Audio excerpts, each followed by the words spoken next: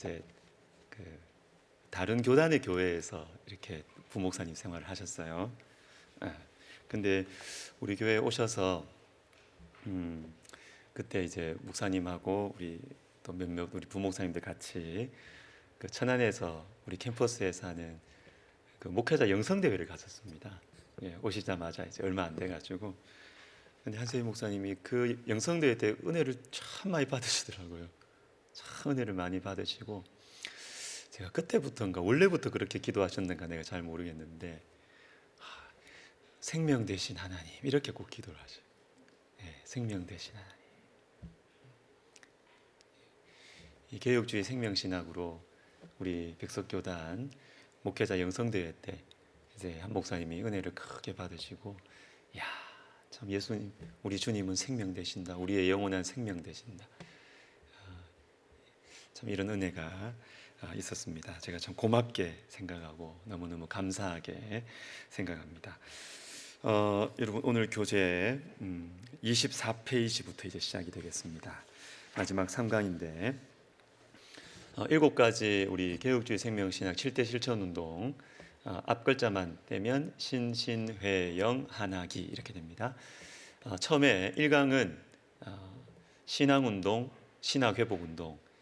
1강의 주제가 뭐였어요, 여러분? 뿌리였습니다. 뿌리. 뿌리. 그러니까 1강은 하나님의 말씀, 이 말씀, 오직 성경 이걸 말하는 거예요. 신앙운동, 신학회복운동. 그 다음에 2강은 회, 영, 하. 원래 나까지 가야 되는데 시간 관계상 제가 나눔운동 뺐어요. 오늘 하려고. 회개 용서운동, 영적 생명운동, 하나님 나라운동, 나눔운동. 이 두 번째 파트는 여러분 제목이 뭐예요? 열매입니다. 열매. 뿌리가 있으면 그 다음에 이제 열매가 맺히는 것이죠. 열매. 하나님의 말씀을 우리가 사랑하고 정말 이 성경이 하나님의 말씀이라는 것을 진짜로 믿고 정말 믿고 여기에 내 인생을 걸고 그렇게 할 때 우리 속에 우리 삶에 회개 용서가 일어나게 되고요. 그리고 우리 속에 영적인 생명이 막 약동하게 되고 그 다음에 하나님 나라가 우리의 삶을 통해서 뻗어나가게. 영적 생명은 가만히 있지 않으니까. 여러분 가만히 있으면 그건 생명이 아니죠. 가만히 있으면 죽은 거죠. 근데 생명은 움직입니다. 움직이니까 이건 자라나게 돼 있어요. 이렇게 뻗어나가는 것이. 뻗어나가는 것이 하나님 나라 운동. 그리고 이것은 오늘 우리가 할 나눔 운동으로 연결되는 것입니다. 그리고 오늘 세 번째는 기도 성령 운동. 나눔 운동, 그다음 기도 성령 운동. 3강의 이 강의 제목이 여러분 뭡니까? 뭐예요? 원동력입니다. 원동력. 기름이 있어야, 불이 있어야 차가 움직이는 이 원동력이 바로 기도 성령 운동이다. 이렇게 보면 되겠습니다.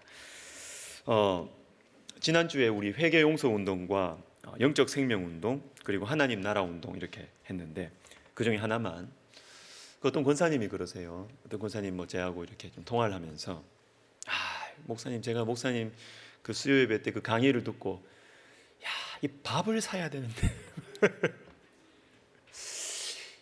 이거 내 밥을 사야 되는데 제가 참 감사하더라고요. 제가 저 밥 사는 거 아니에요. 여러분 저 밥 사지 마십시오. 제 밥 사는 게 아니고요. 영적인 후배를 기르는 것. 하나님 나라 운동을 어렵게 생각하시면 안 됩니다. 이 한국 교회 안에서 자꾸 이 하나님 나라라는 말을 너무 어렵게 해놨어요. 사실 너무 어렵게 해놨어요. 그래서 신학자들만 쓰는 말 하나님 나라 이러면 이게 뭐지? 이렇게 다가옵니다. 그리고 교회 안에서도 책 많이 읽는 분들만 하나님 나라 뭐 있어 보여요. 근데 하나님 나라 운동을 그렇게 어렵게 접근하면 우리와 아무 상관이 없어요. 하나님 나라 운동은 뭐냐면 내가 살아가는 삶의 영역에서 그냥 내가 하나님 백성으로 살아가는 겁니다. 하나님 백성으로 살아가는 겁니다. 우리 각 영역에서. 이것을 제일 실천할 수 있는 좋은 방법은 뭐냐면 밥 사주는 거예요. 밥 사주는 겁니다. 밥 사주면서 나의 신앙이 내 가까이에 있는 사람에게 옮겨 붙고 내 신앙이 내 후배들에게 넘어가고. 그래서 우리 여러분 후배들에게 우리 나이 많으신 우리 어르신들, 우리 교회 어르신들은 이거 잘 아십니다. 예. 젊은 권사님들하고 젊은 집사님들 밥 잘 사주십니다. 우리 권사님들, 우리 어르신들. 하나님 나라 운동을 하고 계시는 거예요. 그러면서 그 사랑이 전해지는 거예요. 야, 그거 배우거든요. 사람 본대로 합니다. 본대로 합니다. 내가 그렇게 우리 그 권사님으로부터 내가 그렇게 사랑받았다. 내가 사랑받았으니까 그 사랑받은 사람은 자기 후배들한테도 그렇게 하게 되어 있습니다. 안 가르쳐줘도 그렇게 합니다. 그게 하나님 나라가 이루어져 가는 거예요. 이루어져 가는 거예요. 말만 하면 안 돼요. 밥을 사야 돼요. 밥을 사야 돼요. 여러분 밥 많이 사십시오. 특별히 손 위에 있으신 분들, 내가 좀 나이 있으신 분들 밥 많이 사시기를 바랍니다. 밥 많이 사시기를 바랍니다. 오늘은 이제 6번째 나눔 운동이에요. 나눔 운동. 나눔 운동 정의를 먼저 읽어보도록 하겠습니다. 시작. 개혁주의 생명신학은 자신과 교회와 세상을 변화시키는 역동적인 실천을 추구하며 그리스도께서 세상을 위하여 자신을 희생시킨 것 같이 우리에게 주어진 모든 것들을 세상과 이웃을 위하여 나누고 섬기는 데 앞장서는 나눔 운동이다. 이렇게 되어 있습니다. 자, 여러분 나누는 것은 우리는 크게 두 가지를 나눕니다. 복음을 나누고 물질을 나눕니다. 자, 복음을 나누는 것은 영적 생명 운동과 조금 겹치는 부분이 있기 때문에 오늘은 물질의 나눔, 여기에 좀 초점을 맞추도록 하겠습니다. 물질의 나눔. 물질의 나눔 중요합니다. 왜? 성경에서 강조하고 있어요. 성경에서 강조하고 있어요. 제가 최근에 마더 테레사에 대한 이 짧은 책을 읽었습니다. 이야, 제가 충격을 받았어요. 이게 묵상의 깊이가 달라요. 왜? 이분은 뭐 믿는 이 진리에 대한 이 이해는 좀 달라요, 우리하고. 뭐 성모 마리아께 기도한다 그러고 달라. 그렇지만 이분에게 하나님께서 강하게 주신 말씀이 하나 있습니다. 그게 뭐냐면 마태복음 25장 40절입니다. 임금이 대답하여 이르시되 내가 진실로 너희에게 이르노니 너희가 여기 내 형제 중에 지극히 작은 자 하나에게 한 것이 곧 내게 한 것이니라 하시고. 그러니까 이분이 이 말씀이 딱 다가왔어요. 다가와서 어떻게 살았냐면 나는 인도 캘커타에 가난한 자들 중에서도 가난한 자, 그 사람을 통해서 예수님을 보겠다. 말씀 그대로예요. 말씀 그대로죠. 지극히 작은 자 하나에게 한 것이 내게 한 것이다. 말씀 그대로 이걸 말씀을 딱 붙들었어요. 그래서 나는 예수님의 얼굴을 가난한 자들의 얼굴 속에서 보겠다. 이 말씀 딱 붙들었어요. 와, 이게 영적인 파워가 이게 막 감탄을 하면서 제가 글 길지가 않아요. 이야, 이 파워가 엄청나.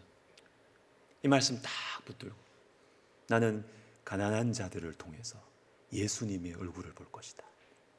이게 나누는 운동이죠.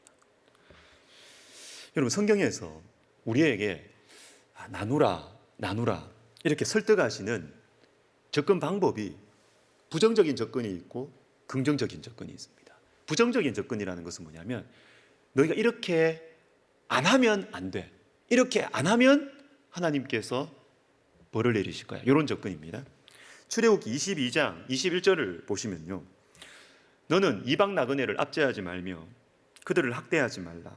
너희도 애굽 땅에서 나그네 되었으며 22절 너는 과부나 고아를 해롭게 하지 말라. 네가 만일 그들을 해롭게 함으로 그들이 내게 부르짖으면 내가 반드시 그 부르짖음을 들으리라. 나의 노가 맹렬함으로 내가 칼로 너희를 죽이리니 너희 아내는 과부가 되고 너희 자녀는 고아가 되리라. 구약 성경에서 제일 가난한 사람 세 부류가 나옵니다. 고아, 과부, 나그네. 자주 나옵니다. 세트로. 제일 가난한 고아, 과부, 나그네. 근데 주님 이렇게 말씀하십니다. 너희가 만약에 고아, 과부, 나그네를 너희가 도와주지 않아. 그래서 그 사람들이 나에게 나 못 살겠습니다 하면서 부르짖어 기도하면 하나님이 가만히 있지 않겠다는 겁니다. 너희를 칼로 칠 것이다. 굉장히 무서운 말씀. 이 말씀 그대로입니다. 나누지 않으면 하나님 우리를 치신다 그랬습니다. 우리를 치신다. 부정적인 접근. 자, 그러면 긍정적으로 나누면 이렇게 좋다. 야고보서 1장 27절을 우리 같이 한번 읽어보겠습니다. 시작. 하나님 아버지 앞에서 정결하고 더러움이 없는 경건은 또 자기를 지켜 새 속에 물들지 아니하는 그것이니라. 아멘. 자, 경건이 무엇이냐? 여러분, 경건이 뭐예요?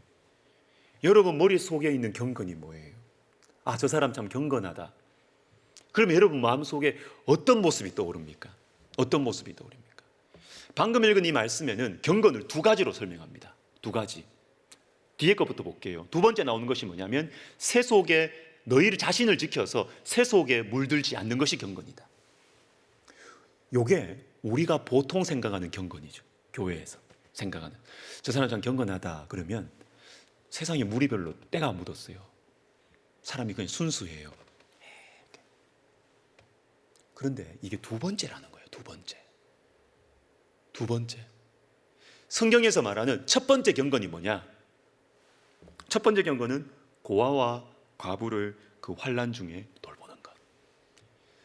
이 순서가 놀랍습니다. 이 순서가 우리의 신앙적 상식을 깨는 거죠. 우리는 내 자신을 지켜서 새 속에 물들지 않는 것을 경건의 1번이라고 생각을 합니다. 교회 오래 다닌 분들일수록. 그런데 성경은 그거 두 번째야 그럽니다. 두 번째야. 첫 번째는 고아와 과부를 그 환난 중에 돌보는 것. 이게 경건의 첫 번째야. 주님이 이렇게 말씀하십니다. 히브리서 13장에 보시면 이런 말씀이 있습니다. 13장 15절 16절. 그러므로 우리는 예수로 말미암아 항상 찬송의 제사를 하나님께 드리자. 16절. 오직 선을 행함과 서로 나누어 주기를 잊지 말라. 하나님은 이 같은 제사를 기뻐하시느니라. 히브리서는 신약 중에서 가장 구약적인 말씀입니다. 좀 더 자세하게 이야기하면 신명기 16장, 레위기 16장, 구약 성경의 이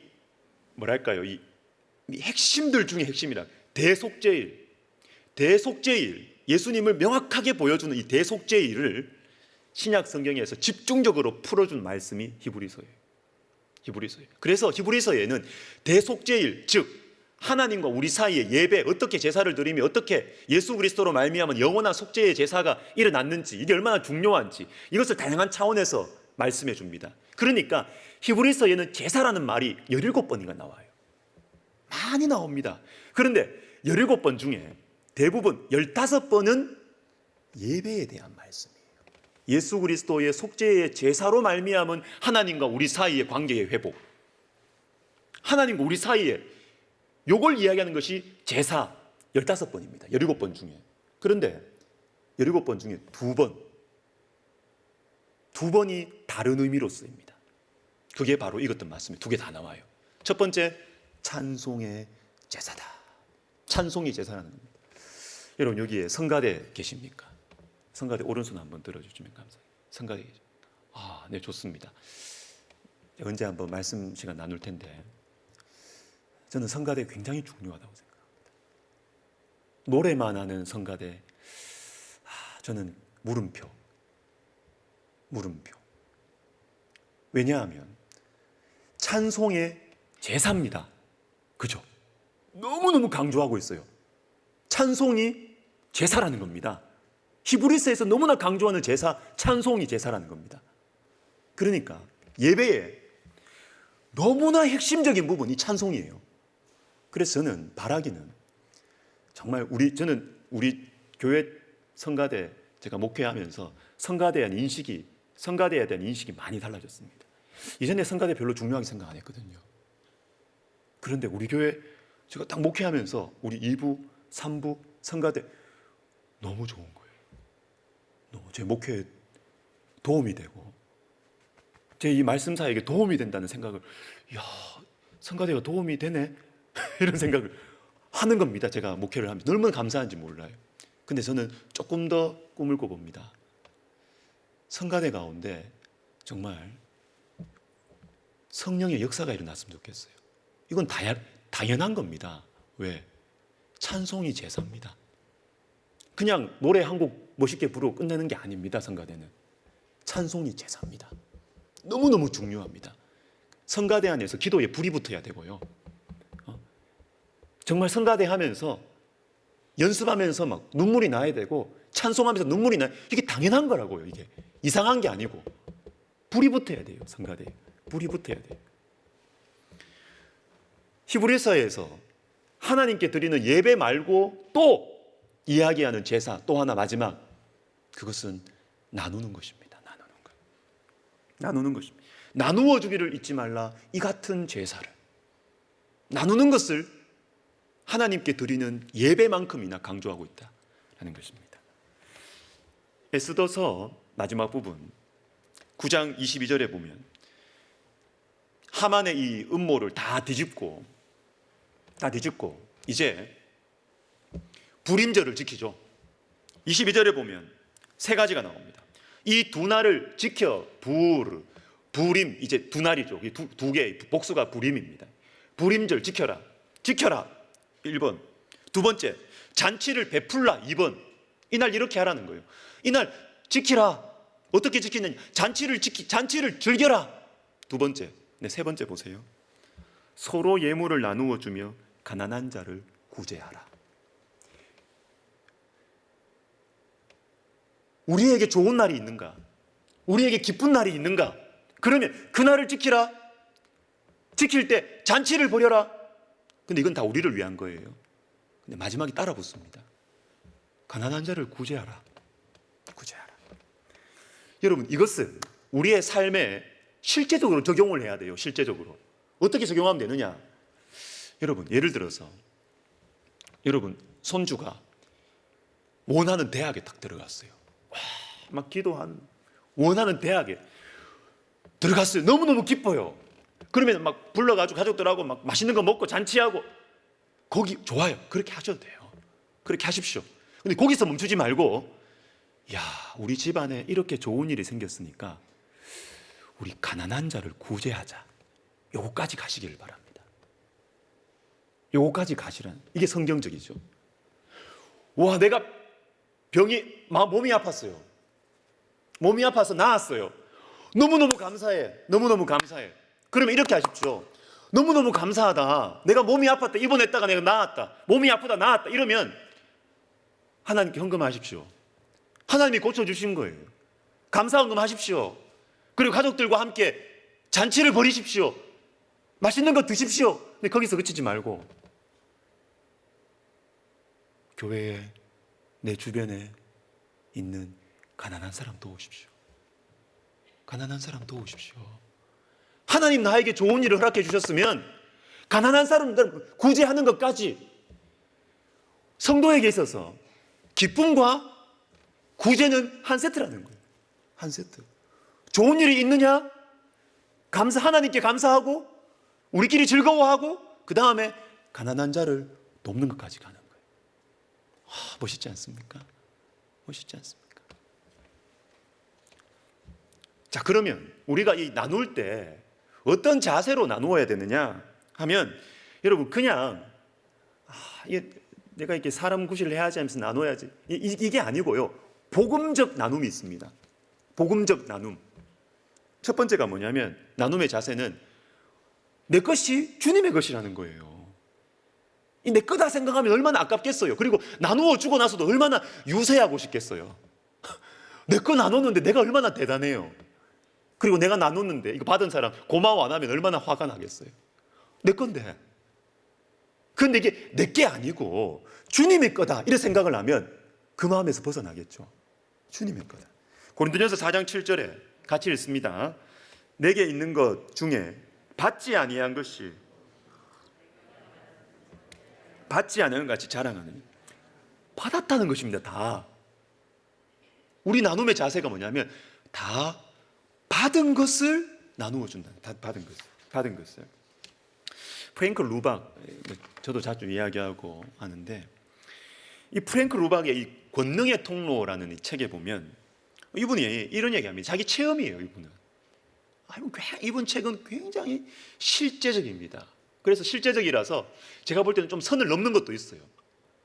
너무 실제적이어서 좀 선을 넘는 것도 있습니다. 그런데 이분이 이런 이야기 합니다. 우리가 종착역이 되지 말고 다리가 되어라, 이런 말을 합니다. 양동이가 되지 말고 관이 되어라, 이렇게 얘기해요. 이게 무슨 말입니까? 하나님 우리에게 뭘 주세요. 물질의 축복을 주시고, 뭐 지식의 축복을 주시고, 사람의 축복을 주시고, 만남의 축복을 주시고, 자꾸 주는데 우리한테 오면 안 나가. 이게 종착역이에요, 종착역. 들어오면 쥐고 있어요. 혼자 다 먹고 있어요. 그러지 말라는 거예요.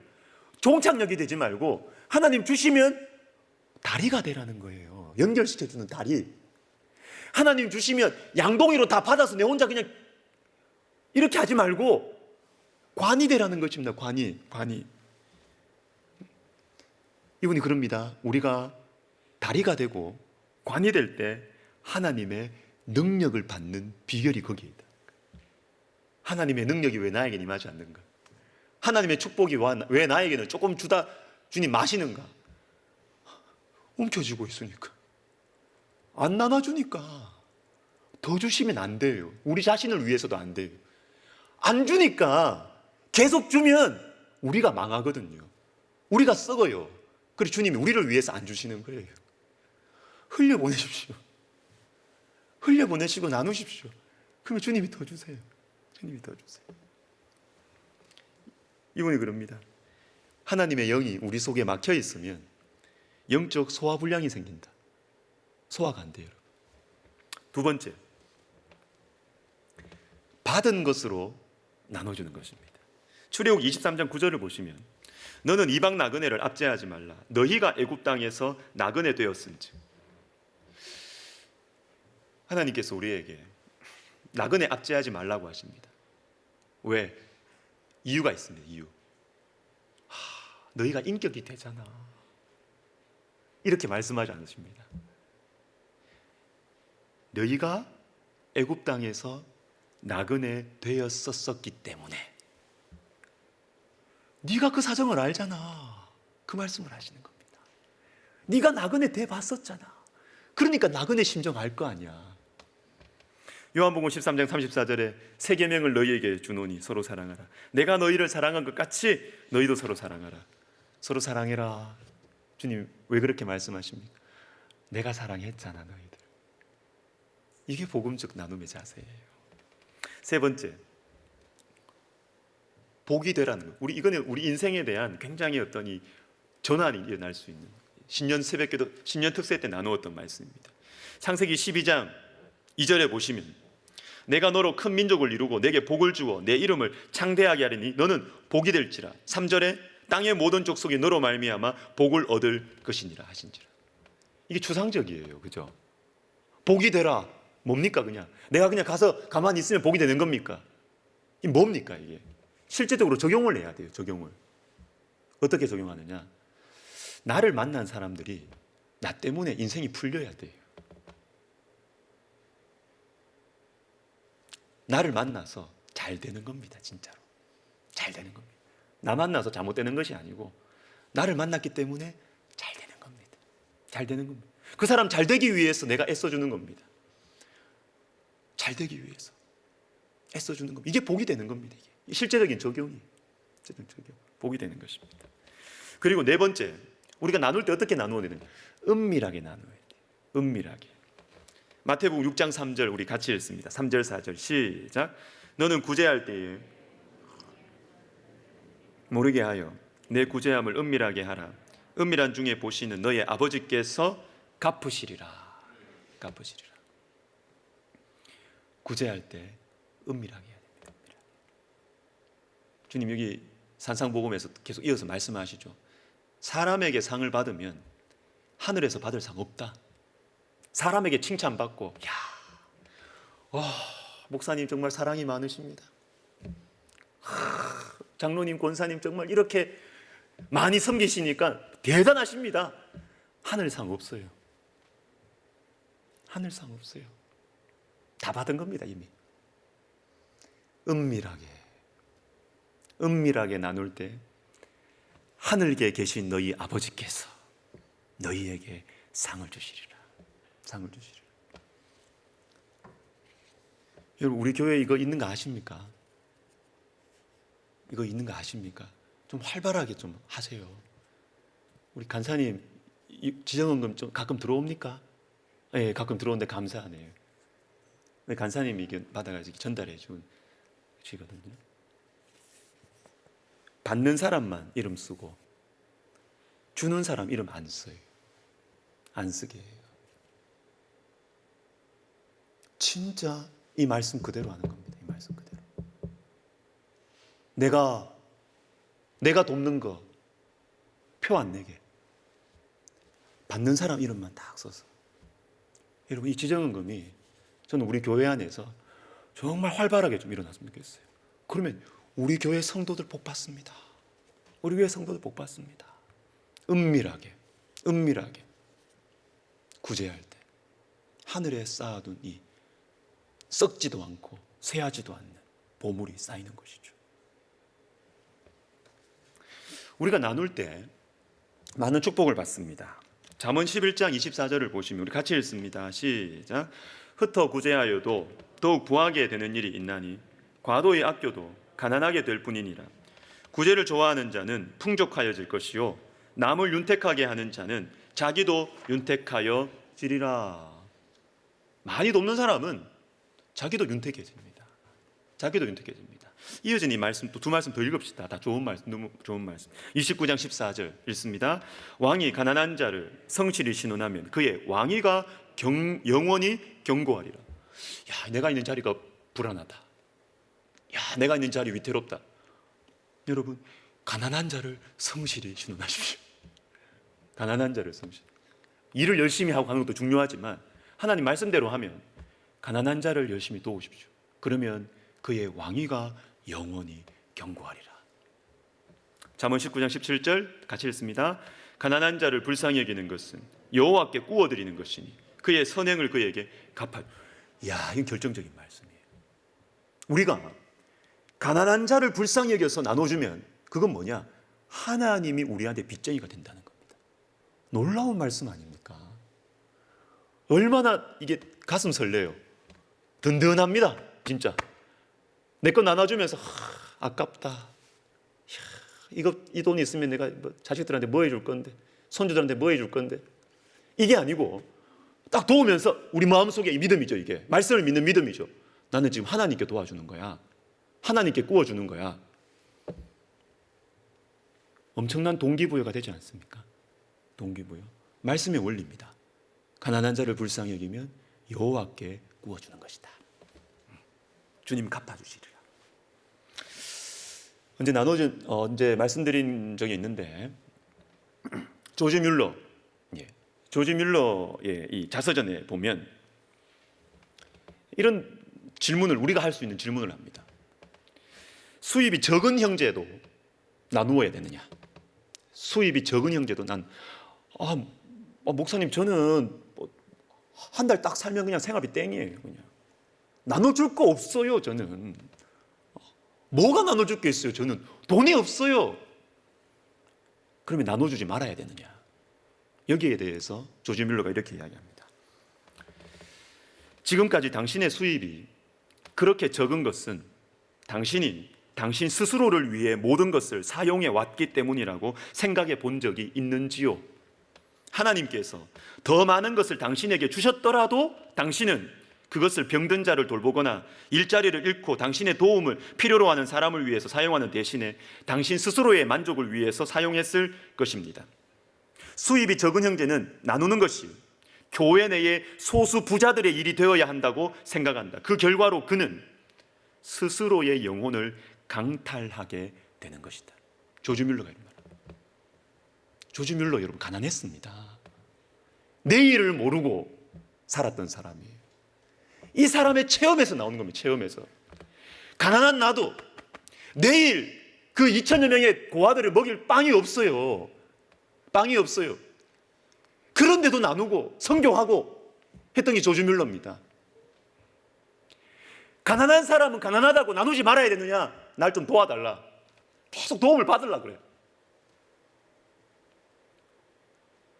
돈 많은 사람이 나눠야지. 나는 도움을 받아야 돼. 여러분, 우리의 영혼을 위해서 나누시기를 바랍니다. 우리의 영혼을 위해서, 우리의 영혼을 위해서, 우리의 영혼을 위해서 많든 적든 나누는 것입니다.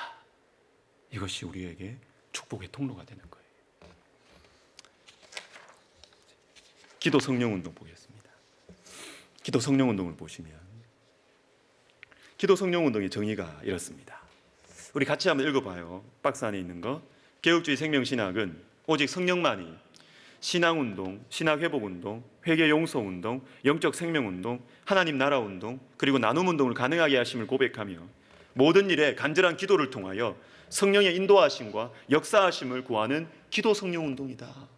그러니까 앞에 나와 있던 이 6개, 이 6개 다가 성령의 역사가 아니면 이건 불가능하다는 거예요. 지극히 성경적이고 지극히 복음적인 접근이죠. 기도가 아니면 우리는 앞에 있는 것들을 할 수가 없다는 거예요. 할 수가 없다는 거죠. 주님은 우리에게 성령을 너무나 강조하고 있습니다. 여러분, 예수님께서 다 말씀 다 중요하죠. 그렇지만 인생의 우리의 어떤 상식적인 시기를 생각해 보면 유언은 정말 중요하지 않습니까? 예수님의 유언, 요한복음 13장부터 16장이에요. 요한복음 13장부터 16장, 예수님의 유언, 다락방 강화라고 일컬어지는. 그런데 예수님의 유언은 크게 핵심이 두 가지입니다. 첫 번째, 서로 사랑하라. 두 번째, 성령입니다. 성령입니다. 그리고 예수님께서 부활하신 후에 제자들에게 사명을 주십니다. 땅 끝까지 이르러 내 증인이 되라.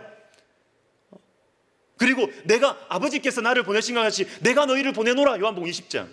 사명을 주십니다. 사명. 너희가 작은 예수가 되라. 나의 손과 발이 되라. 그런데 사명만 주시는 것이 아니라 성령을 받으라. 이게 나옵니다. 성령을 받고 받아야 사명을 이룰 수 있다. 똑같죠.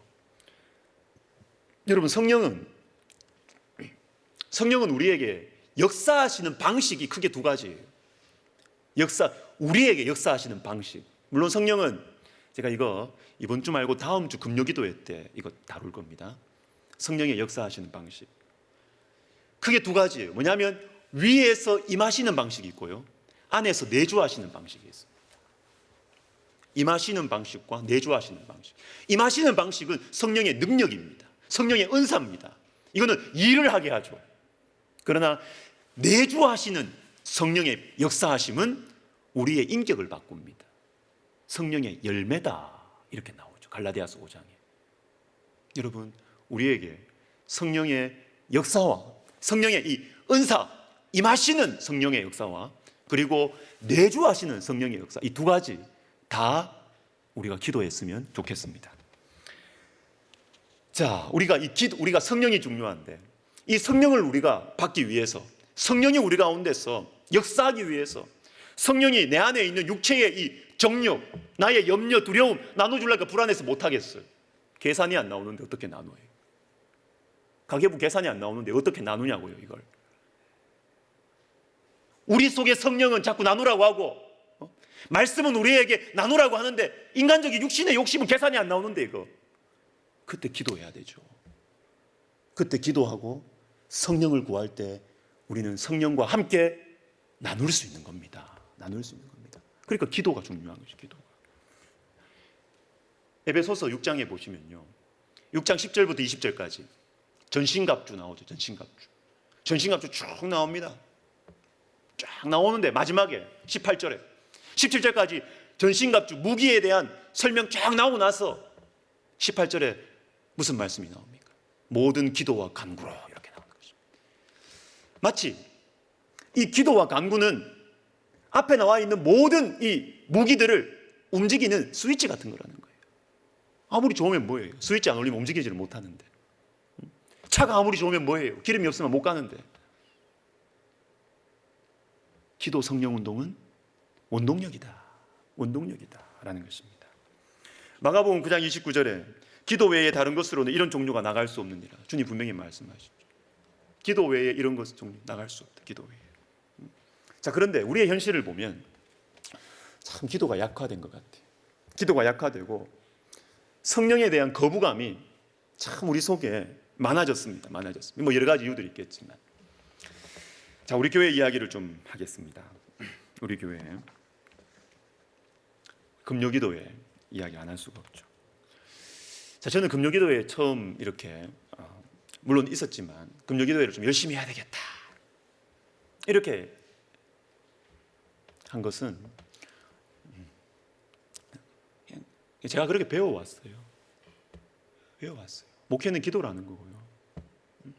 교회의 기도의 불이 꺼지면 교회는 안 된다는 걸 제가 알기 때문에 저는 그렇게 배워왔어요. 그렇게 했어요. 그런데 여러분, 제가 예상하지 못한 일들이 생겨요. 뭐냐면 금요 기도회를 통해서 우리 교회에 등록하신 분들이 꽤 있어요. 저는 생각을 못했어요. 저는 금요 기도회를 하면은 교회가 좀 이렇게 금요 기도회를 통해서 교회가 성장할 것 전혀 생각을 안 했거든요. 그냥 우리 성도님들 그냥 이렇게 기도하게 만들어야 돼. 이 생각만 했어요, 사실. 근데 금요 기도회를 통해서 등록하신 분들이 꽤 있습니다. 근데 제가 그걸 보면서 우선은 감사했어요. 뜻밖의 어떤 이 선물 같은 느낌. 근데 감사해 하면서도 제 마음에 이렇게 조금 이렇게 염려, 좀 서글픔 이게 드는 겁니다. 왜냐하면 우리 교회가 뭐 특별히 잘하는 게 아니거든요. 그런데 뜨겁게 기도하는 분위기를 잘 못 찾는 거예요. 기도하고 싶은데 금요기도회 하고 싶은데 금요기도회를 강조하는 교회들이 잘 없는 거예요. 강조하는. 하긴 하죠. 하긴 하겠지. 하긴 하는데 금요기도회를 중요하게 생각하는 교회들이 별로 없는 거예요. 그래서 우리 교회 오셔가지고 등록하는 거 제가 고맙지만 지금 한국 교회가 이렇구나라는 생각을 하는 겁니다. 한국 교회가 이렇구나 이런 생각을 하는 겁니다. 우리 교회 금요기도회 탁월하지 않습니다. 특별하지 않습니다. 저는 사실 좀 부끄러울 때도 있어요. 왜? 예전에 우리 어르신들 금요기도회 진짜 철야했잖아요. 진짜. 난 사실 부끄러워. 뭐 철야합니까 이게? 뭐 철야합니까?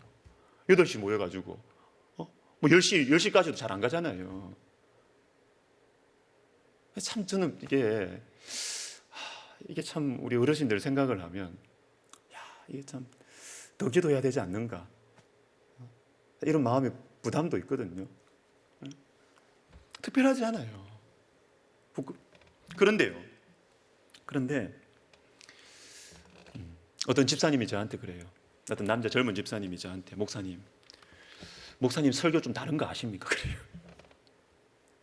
주일 설교하고 금요기도회 설교하고 좀 결이 다른 거 아십니까? 나는 별로 생각 안 하고 하거든요. 뭐 결이 다르게 준비할 여유가 어디 있어요? 결이 다른 거 아십니까? 근데 제가 그 이야기를 듣고 가만히 한번 생각을 해보니까 다른 것 같아요. 제 의도와 다르게 다른 것 같아요. 금요기도회 때 메시지가 좀 더 강하더라고요. 강하고 금요기도회 때 조금 더 제 진심이 강하게 나타나요. 제가 더 간절하게 말씀을 전해요. 왜? 금요기도회는 정말 중요하게 생각하니까. 그리고 여기에 금요기도에 오신 분들은 진짜 저하고 영적으로 마음을 함께 하는 분이라고 그냥 믿으니까. 하고 싶은 말을 그냥 주님 저에게 주신 말을 가감없이 해버리는 거예요. 그냥. 마음을 함께 해주시겠지. 그래서 중직자분들은 금요기도에 다 나오셔야 돼요. 사실은 다 나오셔야 돼요. 장로님들, 권사님들, 안수집사님들 다 나오셔야 돼요. 왜? 담임 목사가 금요기도회에 마음을 쏟고 있습니다. 여기 와야 마음을 함께 하면서 교회를 섬길 수가 있어요. 뭐를 위해서 기도해야 되는지, 어디에 지금 마음에 불이 붙어 있는지 알아요. 중직자분들은 금요기도에 다 오셔야 돼요. 다 오셔야 돼요. 그래서 이 개혁주의 생명신학을 그 중직자 교육 대체하려고 지금 제가 하는데 그렇죠. 네. 금요기도회는 저에게는 소망의 씨앗입니다. 코로나 시기를 통과하면서도 금요기도회 쉬지 않았습니다. 코로나 시작되면서 금요기도회 쉬게 된 교회들 많을걸요. 근데 우리 교회 안 쉬었습니다. 막 거리두기가 막 강력하게 올 때라도 몇몇이 모여서 했고, 조금이라도 풀렸을 때 대부분 다 현장에 모여서 했습니다. 금요기도회 현장에 모여서 했습니다. 그리고 여러분, 제가 이래 보니까요, 코로나 시대에도 우리 교회 등록하시는 분들이 꽤 있으시거든요. 그 이전만큼 되지 않지만, 그런데 여러분, 코로나 시기에 등록하시는 새가족들은 강합니다. 진짜 강해요. 왜? 이분들은 대면 예배가 갈급해서 오신 분들이에요. 대면 예배가 갈급해서 등록하신 분들이에요. 강합니다. 여러분, 우리가 코로나 지금 막 심하고 어려운 상황에 있지만 건강 조심하십시오, 진짜. 그렇지만 위축되면 안 돼요. 위축되면 안 돼요. 회사 가고 지하철 타고 다 하잖아요. 근데 교회는 왜 안 나오지? 교회는 왜 안 나올까? 우리가 위축되지 말고 예배하고 그렇게 해야 돼요. 제가 임직자, 중직자분들한테 제가 부탁하고 있습니다. 어떻게 섬겨야 되느냐? 저는 뭐 복잡하게 무슨 뭐 이걸 하시라 저걸 하시라 좀 말하고 싶은 마음이 없어요. 제일 귀한 섬김, 저에게 제일 도움이 되고 위로가 되고 저와 마음을 함께 할 수 있는 섬김이 뭐냐? 예배 빠지지 마시고 금요기도에 참석하시라. 같이 기도해 주는 것, 여기에서 불이 붙으면 다른 섬김은 열어주면 다 하는 거예요. 열어주면 다 하는 거예요. 그리고 새벽기도회 이야기를 안 할 수가 없죠. 여러분, 새벽기도는요, 내가 기도를 좀 하겠다 하면 기도의 필수 학점이 새벽기도예요. 왜 필수 학점이냐 하면, 우리가 하루에 1시간 기도하자, 내가 기도를 좀 해야 되겠다. 그런데 기도 시간 채우는 게 쉽지 않습니다. 기도 시간 잡는 게 쉽지 않아요. 새벽에 기도 안 하면 언제 기도하죠? 제가 신학생들한테도 자주 이야기했습니다. 신학생들한테, 아유, 우리 신대건 전도사님들 새벽에 기도 안 하면 언제 기도해요? 제가 사역자분들한테 제가 이런 이야기 자주 합니다. 새벽에 기도 안 하면 언제 기도해요? 저는 새벽에 기도 안 하면 기도할 시간이 웬만하다 잘 생기가 않거든요. 어렵거든요. 눈 뜨고 9시부터 시작되면 막 정신없이 돌아가잖아요. 우리 삶이 돌아가잖아요. 저녁에 따로 시간 내서 기도한다, 쉽지 않습니다. 어렵습니다. 많은 의지가 필요해요. 근데 새벽에 딱 습관을 들이면, 새벽은 떼놓는 시간이에요. 나를 건드리지 않는 시간입니다. 어떤 일들도. 그래서 새벽 기도는 필수 학점이에요. 필수 학점. 기도하겠다 하면 새벽 기도 하시는 거죠. 저는 새벽형 인간입니다. 그래도 새벽에 일어나는 거 쉽지 않아요. 어렵습니다. 그런데도요, 제가 새벽 기도를 좀 교회적으로 좀 막 이렇게 붐을 일으키고, 그렇게 이거 해야 되지 않나 이렇게 마음이 있는데도 제가 겁이 나가서 아직 못하고 있어요. 그렇게 하면 제가 먼저 막 이렇게 해야 되잖아요. 그 마음이 제 양심이 어려워서 아직 엄두를 못 내고 있는데, 근데 어떤 목사님이 최근에 멀리 이제 교회에서 멀리 이사를 가시면서 저한테 이러시더라고요. 코로나 시작되면서 새벽 기도가 좀 많이 줄었는데, 우리 교회 새벽 기도 많이 줄었거든요. 코로나 시작되면서 많이 줄었는데, 이게 나마저 가면 내 자리 누가 채우나 그러시더라고요. 근데 그게 제 마음에 부담이 되기도 하고, 맞다, 그런 생각이 들더라고요. 여러분, 새벽 기도 자리 채워주십시오. 자리 채워주십시오. 그리고 대표 기도, 이 기도에 대한 이야기하면서 우리 임직자 교육들 다 이렇게 겸해서 하니까, 여러분, 대표 기도 중요합니다. 대표 기도. 어떤 이 신학자 그래요. 청교도 신학자죠. 설교가 하나님의 입이라면 대표 기도는 성도들의 입이다. 멋진 표현이에요. 설교는 교회를 향하신 하나님의 입이다. 하나님의 말씀이 나오는. 그럼 대표 기도는 뭐냐? 교회를 대표해서 하나님께 아뢰는 성도들의 입이다. 대표기도 엄청 중요합니다. 대표기도. 그래서 여러분 대표기도 대충 준비하시면 안 돼요. 제가 볼 때 우리 교회 장로님들은 대표기도 준비 열심히 하십니다. 진짜 제가 압니다. 어떤 분은 막 밤새워 가면서 기도문 썼다 지웠다 이렇게 한다고 제가 직접 이야기하시더라고요. 우리 교회 장로님들 기도하시면서 준비하십니다. 새벽기도 나오시고 금요기도회 하시고, 어떤 분들은 주일 그날 새벽기도까지 나오세요. 긴장이 되는 거죠. 이제 긴장이. 대표기도 해야 되는데 오늘. 여러분 대표기도 대충 하시면 안 돼요. 준비 많이 하셔야 됩니다. 준비. 우리 안수 집사님들, 장로님들 대표기도 준비 많이 하시기를 바랍니다. 준비 많이 하시기를 바랍니다. 대표기도는 여러분 정리가 돼야 됩니다. 간략하게 정리가 돼야 됩니다. 왜? 공적인 자리이기 때문에 그래요. 개인 기도가 아니거든요. 그래서 감사하고 회개하고 아뢰올 것 간구하고, 그리고 설교자와 성도를 위해서 기도하고, 정리가 돼야 됩니다. 정리가 돼야 됩니다. 감사, 기도, 간구, 그리고 말씀 시간 위해서, 설교자와 성도들을 위해서, 그리고 우리 교회는 백석 학원과 백석 총회를 위해서 기도하셔야 돼요. 지금 다 우리 장로님들, 안수집사님 다 그렇게 하고 있습니다. 백석 학원과 백석 총회를 위해서 기도하셔야 돼요. 기도하셔야 됩니다. 그리고 연결되는 이야기인데 대표기도 5분 안 넘었으면 좋겠습니다. 여러분 제 설교가 깁니까 짧습니까? 제 설교 짧습니다. 제 설교 25분? 아마 다른 교회가 보통 40분씩 하실걸요. 35분, 40분씩. 제 설교 짧습니다. 우리 교회 예배 특별한 일 없으면 1시간에 다 끝납니다. 근데 대표기도가 막 한 10분 이래 되면요, 제가 막 긴장이 됩니다. 저를 위해서라도 대표기도는 5분 안으로 해주시면 고맙겠습니다. 제가 안 그래도 설교가 짧은데 대표기도가 너무 길어. 그러면 제가 막 배짱이 있어가지고 뭐 1시간 넘어가도 괜찮겠지 하면서 제가 막 이런 또 배짱이 안 돼요. 이제 내가 줄여야지 뭐. 내가 말씀을 좀 줄여야지. 제가 그렇게 돌아가거든요. 제 마음이. 제가 막 위축이 돼요. 제가 부담 안고 설교를 시작하게 돼요. 말이 빨라져요. 그래서 설교자를 위해서라도 대표기도는 5분 안으로 정리해가지고 하시면 5분 안에 할 수 있습니다. 자, 이제 결론을 냈습니다. 우리 개혁주의 생명신학 우리 3번에 걸쳐서 했는데요. 3가지 이야기 이겁니다. 이거 개혁주의 생명신 정리하면 뭐냐면 말씀 인생, 복음 인생, 기도 인생. 3가지. 말씀 인생, 복음 인생, 기도 인생.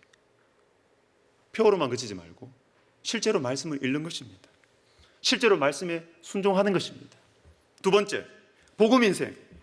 예수 그리스도로 말미암은 영적 생명. 다시 말해서 우리의 신앙생활이 종교생활 되지 말자는 겁니다. 문화생활 되지 말자는 것입니다. 예수님과 진짜 관계가 있는가 내가. 관계 없이 그냥 교회 오니까 재밌다. 처음에는 그렇게 시작을 해요. 좋습니다. 우리도 이런저런 전도와 문화 행사들과 필요합니다. 접점입니다. 그러나 개혁주의 생명신학 이 강의를 듣는 여러분들은 거기서 멈추면 안 되죠. 예수님과 살아있는 생명의 관계, 복음 인생이 돼야 되죠. 그리고 마지막으로 기도 인생. 내 힘으로 할 수 있습니까? 예수 생명이 있어야지. 예수 생명 내 마음대로 만들 수 있습니까? 기도해야죠. 기도와 성령으로 예수 생명이 내 손에 생겨, 그 다음에 예수 생활이 이루어지는 이런 은혜가 우리 가운데 있었으면 좋겠습니다. 우리 시간이 많이 갔으니까 우리 한 번만 기도하고 마치도록 하겠습니다. 이 3가지 우리 같이 붙들고 기도했으면 좋겠어요. 주님, 말씀 인생, 복음 인생, 기도 인생. 말씀 인생, 복음 인생, 기도 인생. 이것이 말로만 그치지 말고, 저 같은 경우에는 이 가르치는 걸로만 그치지 말고 말씀 인생, 복음 인생, 기도 인생.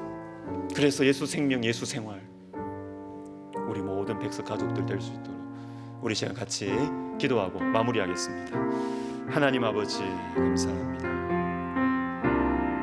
주님, 우리에게 또 개혁주의 생명신학 허락해 주셔서 성경에 이 진리를 잘 정리해 주셔서 감사를 드립니다.